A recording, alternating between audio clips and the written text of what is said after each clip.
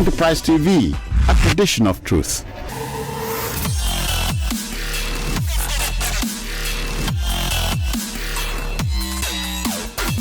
Middleman. Hello and welcome to the Middlemen of Jurors. I am Juror Olajumoke Alawode James, and with me today are jurors Cyril Abaku, who believes 2024 may be one year with too much politics in it, and Petrina Ezeji, who simply cannot understand how a marriage was contracted between a 54-year-old man and a 4-year-old baby in Bayelsa State. Hi, jurors, how are you today? Hello, happy New Year to you. Same to you. Hi, Petrina, great to see you. How has 2024 started for you? It's been great. Fantastic. It's great to be here once again with you guys. We thank God for the new year. We don't know where we're heading to in Nigeria. When we come back from this short break, I'll start off with my case.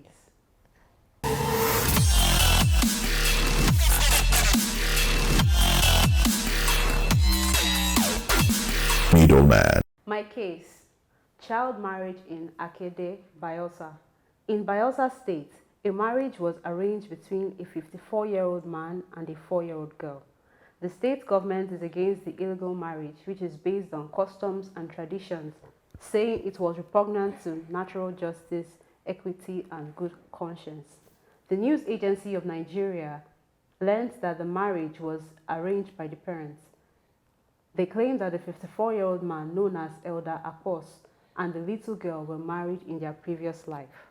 According to the community, the girl claimed that she had been moving over the years from place to place to be given birth to by different parents, searching for her former husband. She was also said to have disclosed that if she was not allowed to marry the man, she would leave the Akeddei community and die. To prevent her death, the community organized the wedding between the past lovers. My verdict: the marriage is illegal and criminal, and it is against the Constitution and the Child Rights Act.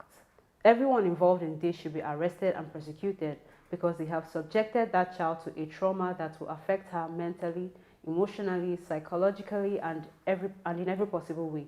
Not just that, according to WHO, girls in child marriages are vulnerable to physical and sexual violence, sexually transmitted infections, and complications or death related to pregnancy and childbirth. This is a very serious, sobering question. The fact is that how could you become a slave to supposed customs and traditions to the extent where you now find justification for the marriage between a 54-year-old man who is arguably old enough to be your grandfather, a girl's grandfather, to now become her husband on the spurious basis of the fact that she had been giving birth to different places looking for a former husband. How do you do that in the court of law? These are things that you don't. Maybe the parents were poor and were looking for money. Yes, they wanted somebody to betroth their daughter to. Yes, I bet you this girl could have left Akeddei. She wouldn't die. At 4 years old, what does she even know? The legal age for consent is 18. So this young girl has another 14 years before she can be legally allowed to have sex, right? So this, her former husband in their former life, elder, has to wait 14 years, by which time he'll be 68 going on 70, before he can consummate his marriage with this 4-year-old girl. What is he going to be doing with her at home? Sending her to school, taking care of her parents, educating her siblings. Has he agreed to all of that? And by age 18, they will test her for virginity and be sure that he hasn't defiled her, right? Then I can say, oh yes, he truly was married to her in his former life. It just doesn't make any common sense, regardless of what culture you're trying to practice. They are just mischievous and acting in a very pre-civilized manner. You want to ask yourself, in Nigeria of 21st century, we're talking about contracting a marriage between a grandfather and a grandchild. No, On it's the not basis- grandfather and grandchild. on the You know basis- that the girl can be 19 and he will still be the age of her grandfather. We're talking about a minor, a 4-year-old. That's what I'm saying. Oh, sure. It's so not grandfather, grandchild. A 4-year-old infant.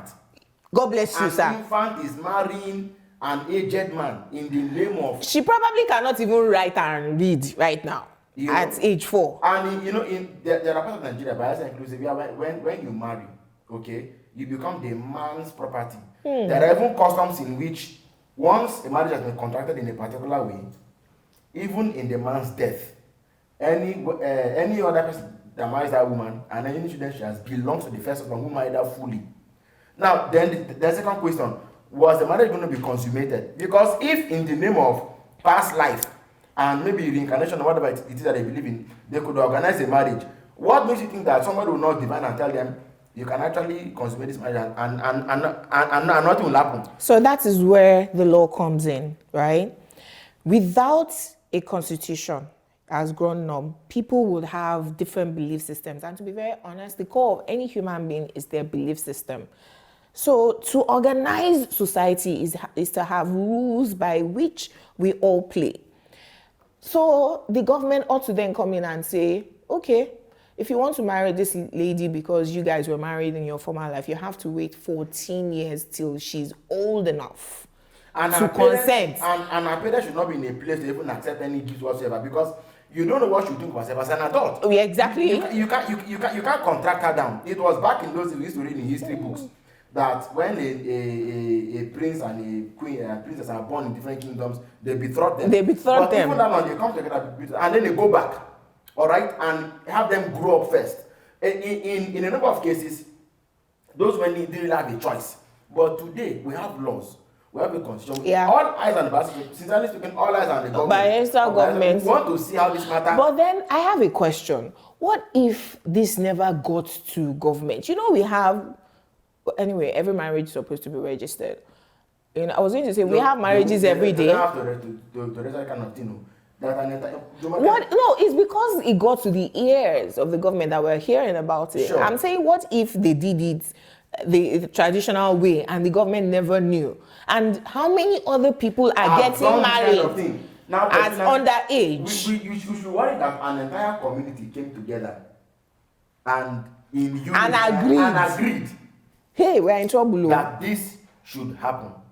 I'm happy for the Do Foundation and the Bayelsa State. There's a name they call the state government arm that takes care of sexual abuse and child. We're watching and we want to see how the law of the land prevails over. You see, because when we say Nigeria is a secular state, we don't mean that people don't want their religion or their custom and culture, but that when there's a clash between the two, the law of the ground norm supersedes every other known law. Yes, sir. And to the extent of that law's irregularity, it is to be declared null and void. True. So we're waiting to see how this plays out. But such a marriage must be disannulled. True. Must not be allowed to stand. Amen. And those who are involved in it must should be arrested. Prosecuted thoroughly. Yes, for breaking the law. And also it serves as a deterrent to any other person contemplating or planning to do a similar thing like that. I agree. So Petina has a very strong, has brought a very strong case to us on this episode. I mean, we can only look at this one and hope that once justice is we can come back and also talk about it. When we come back, Jumoke Alaude James has a long broom sweeping a plethora of issues government must address this year. Stay with us.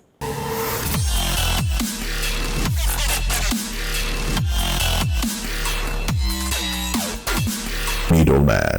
My case today is to examine where Nigerians will get sense. Happy and healthy 2024 to you. My case this week is just to wish you a successful year ahead, right? Here, we pray for everything and ask God to do the rest. No works. The Christian Association of Nigeria will be declaring fast up and down now. Well, we will save the money for food. Please don't fall sick in Nigeria. We build world-class houses for God here, and the people who build world-class hospitals travel abroad for whiplash. Our health insurance is also prayer. If you have an emergency here, you will emerge and see wonders. A government hospital can lock you out. If your village is attacked by criminals who take it over, be prepared to hear a cold communal clash caused by global warming. No, let's not start 2024 on a wailing note. There's always good news to focus on. As the Port Harcourt refinery started pumping fuel, I was listening out to shout, hooray! But it's the rumors of petrol going as high as 1,200 naira per litre that is mongering. Please, how will the poor breathe now? But someone said when Nigerians are pushed to the wall, we'll enter it. Because how can you explain government getting away with malfeasance and maladministration in a democracy? And we all pray for God to save us. Israelites aren't praying right now. They're sending their enemies to God one after the other. Where's our own religion from? The world is still condemning and criticizing the Plateau massacres on our behalf. Has the president gone there? Oh, he doesn't have to. After all, it's just 200 human lives. We're used to human statistics here. We hear that the National Assembly has also passed the 2024 appropriation bill into law. 28 trillion naira. Most of it will be borrowed though. Then we will use quarter of that borrowed money to pay previous debts and another quarter for recurrent expenditure. Did you hear that the National Assembly has also squeezed in their own budgets? Nobody to question them. Those are Nigerian monarchs now. Kabiosi, no one questions them. My verdict. When Nigerians get suffocated in our war, we'll leave the ethnic rhetorics and truly demand good governance. What does that mean? We will know when Nigerians get sense. Okay, you've raised a very serious case with regard to the matters you've raised now, because frankly speaking, Nigerians have jumped off the cliff of reason. I think in a lot of ways we're emotive, we're emotional, we're sentimental, we don't want to look We're at religious things. without Yes. being holy. Yes, we've abandoned what matters and embraced what does not matter. What Yeah, well, things that are we have majored in the minor and minored in the major.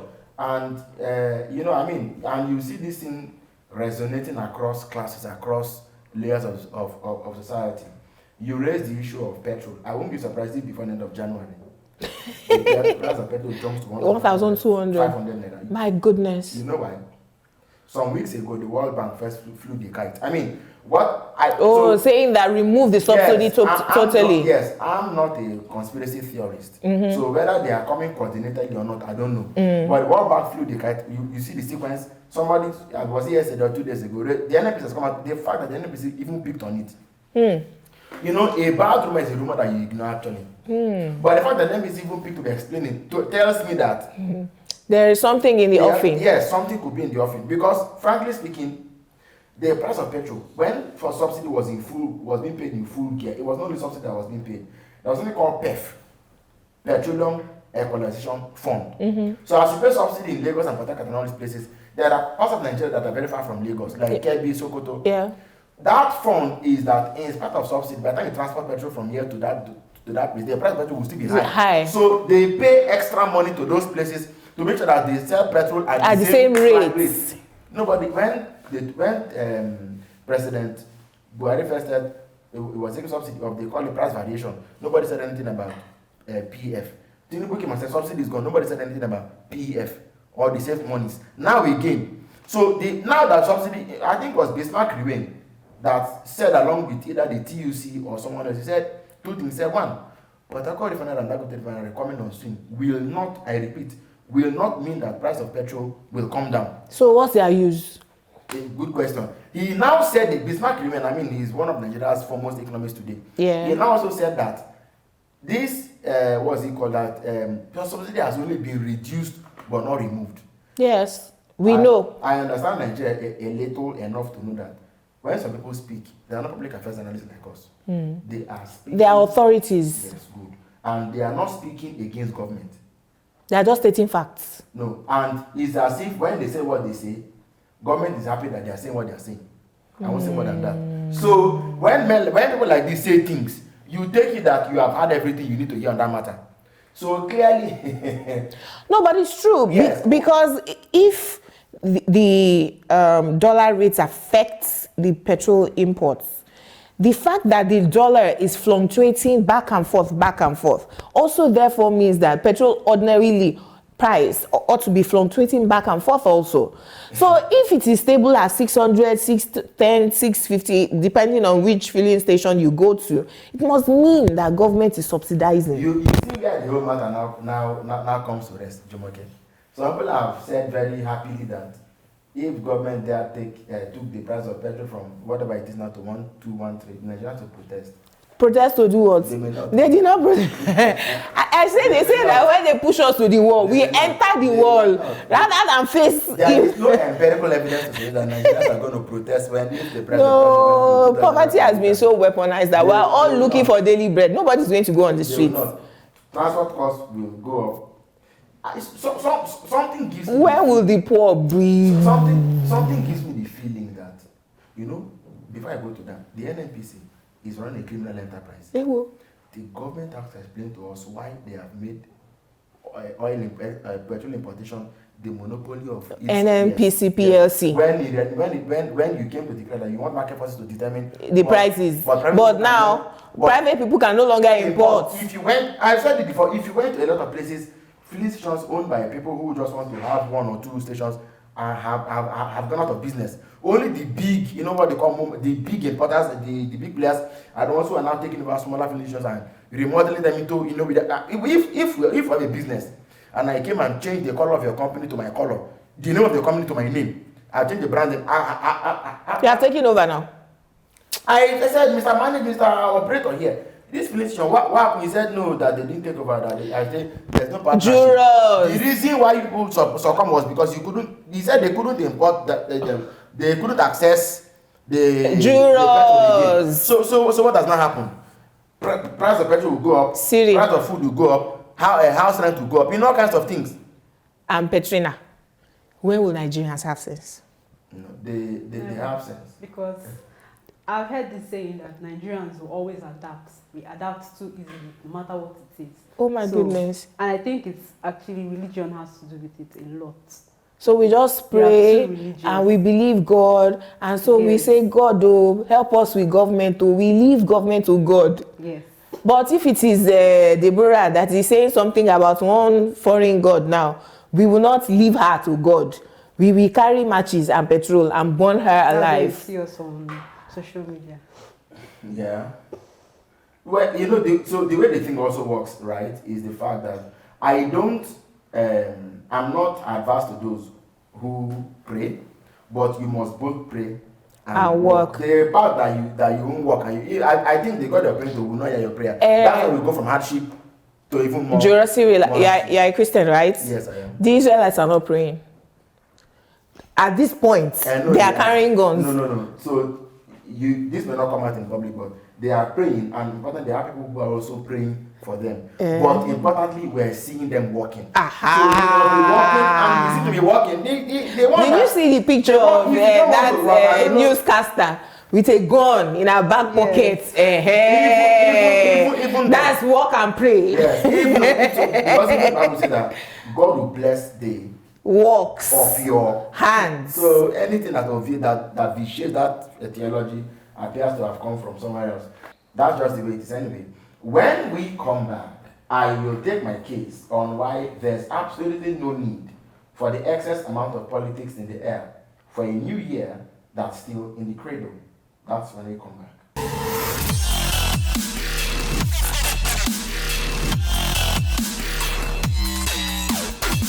Middleman. My case, too much politics already in 2024. The new year, 2024, is finally here with us. And for those who cheer about the peculiarities of calendars, it's a leap year. The question, in a figurative sense, could then be a leap year into what?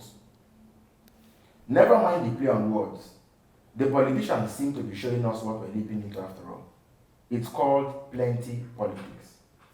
Peter Obi, the presidential candidate of the Labour Party last year, has said his party is ready to take up the mantle of main opposition party in the country.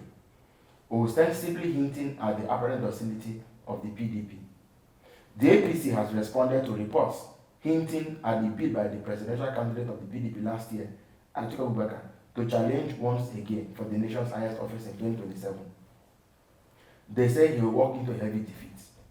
Meanwhile, the APC itself, in the name of solidarity groups, have been consulting with stakeholders in the north over securing re-election for President Tinubu in 2027. Actually, theirs started before the new year. Now, you see where we are. What many don't know is that politics doesn't ever play second fiddle wherever it shows up. My verdict: if any of these giants is truly planning to rely on the people's votes, they should be preparing to do something more than just talking. The Labour Party must supply Nigeria to sufficient ideological basis for which they are different and distinct from the other parties. The PDP, for its part, must play the role of opposition by performance in office with the number of senators, reps members, and governors they still have. Right? Because it's based on what you've done, we can trust for what you can do more. Then the APC must perform from the president to governors to council chairmen to councillors to rest members and to assemblymen. It is not enough to grandstand the public. What matters is performance. I so rule. Jura, in all of this you're ruling, you did not talk about the office of the citizens. Because rulership or leadership, as it ought to be, is based on followership. When the citizens are docile, government will take advantage and behave anyhow. So when the LP were asking them to quickly gather themselves together and tell us what their ideology is and be a shadow government, and then the PDP, who has been there since 1999, and has senators and governors in office, you should show that they're real opposition by actually providing good governance, right? While you're asking the political parties to behave like politicians, the role of the citizen is to hold all of them by the jugular. No. So, you see, in this case, the politicians are the ones who fire the first salvo, opening the new year with big political talk. We are watching, but you see, the role of, our role in 2027 will be primarily to vote. I'm talking about the electoral process. You are talking of 2027. Which is even too early. Exactly. He said, late last year, a group called Kagram began to talk to people in the north to say the president must get a second term. While people are still saying that this government is too short in office for us to even start to criticize, exactly. They are already politicking tricking. Atiku has said that, you know why? There are moves by NNPP, LP, and PDP to form an alliance against the APC. We really don't care. Good. I like that. Now, the other question will be, who will be the figurehead of that opposition? I really don't care. Because when the ACN, NNPP, or did they become ANPP, ACN, PDP, New PDP, CPC. Yes. Right? And one other party. When they formed an alliance to send the government in power out of office in 2015, we realized that they were fantastic as an opposition party. Articulating ideas. Alhaji Lai Mohammed was on every medium that he could be on, criticizing what the Jonathan government was doing. They got into government and we realized, hold on a minute, did you not say you will do this, you will do that, you will do that? In fact, President Buhari at the time said, it's his party's manifesto. He was unaware. So coming to tell me that in January 2024, you people have started forming alliance to send the APC out of government is really not my business. As a citizen, my role is the ones in government now. What are they doing? And if they're not doing the right things, how are we, the people, gathering ourselves together as a formidable force to ensure that we make them do the right things? But the challenge in politics has always been that the citizen mobilization is not an easy thing. I agree. Yeah, for example, P2P was naturally popular in the last election, but the question that comes to mind is, in the end, we gather and do something. Somebody must be the face of that movement, or must be the face of that mobilization. I agree. Bad governance, it means somebody must going to become better governance. Yeah. So in the end, and you can't vote somebody without political party ethnicity. So in the end, it comes down to something in the neighborhood of people coming together, maybe forming a party or something, or elected somebody. But my contention this today is that how is it that in just the day is only 3 days old, and they're not even talking about performance or deliverables. They are talking about 2027 and power. The fact that this has been the culture since 1999. Once a new government gets in, the others start to form alliances, and they are not thinking of governance. They are thinking of how to take over. And we have seen that takeover does not mean good governance in the end, based on our recent history. Now, I'm saying that as we, the people, have continued to see that take place over and over again, we should not get caught in their politicking. It should not be our business to dissect who is forming alliance with anyone. Our business should be Port Harcourt Refinery, Kaduna Refinery, Dangote Refinery. When will the cost of petrol come down? When will we start to fix our roads? Food inflation. When will we reduce food inflation? Employment. When will unemployment rate reduce? Insecurity. You know, that's what should concern us, the citizens, and not what Atiku or Peter Obi are aligning to do. That's not our business. So. And you see, and 2027 is even too far.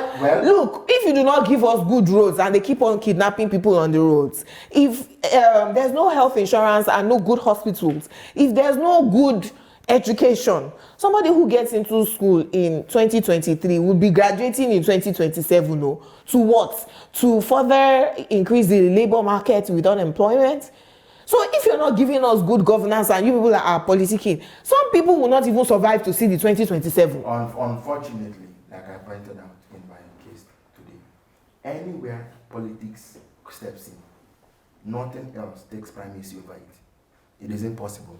And it is the sheer, it is unfortunate that politics has already stepped into the new year this early. We will not allow it. Good. So that is why we must continue to speak and speak up against the politicization of everything that's around us. Like somebody said, I think it was Charles de Gaulle that said, politics is too serious to be left to politicians alone. True. Citizens must play a part. Especially in a country where we take politics into everything and take everything into politics. We hope that going forward, there will be less and less of tribal cleavages, less and less of our fault lines, and that indeed the president will keep to his years-long promise of restructuring the country and making that the powers are devolved and that Nigerians come back to begin to own their country. That would about be the sort of our package on the Middlemen today. Thanks for watching. Until we come your way again. Cheers.